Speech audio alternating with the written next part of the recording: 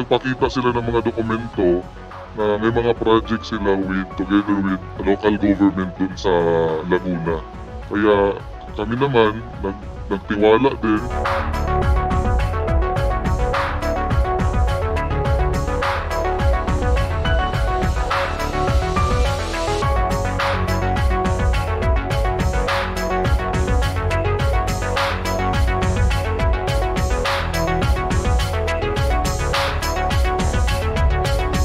After makakuha sila ng permit, magpo-post sila ngayon sa Facebook na ito yung company namin, Digito.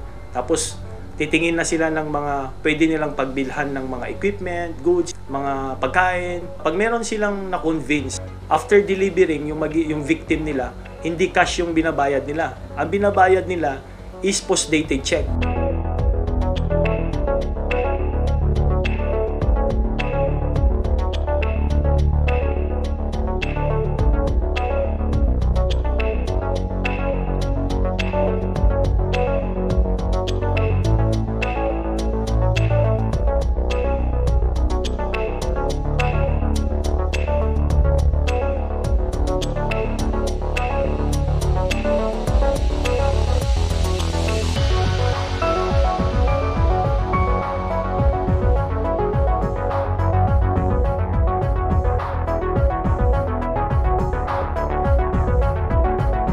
Wala po akong kinalaman din. Hindi ko po alam na ganun po pala yung transaction nila.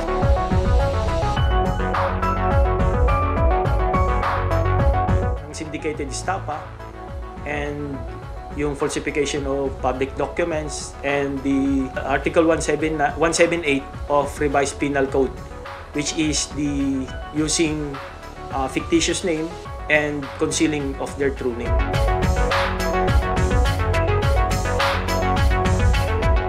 With due diligence, kailangan i-verify natin kung meron nga ba silang permit. Mas maganda na lang, cash dapat yung transaction, wag nang gumamit ng cheque.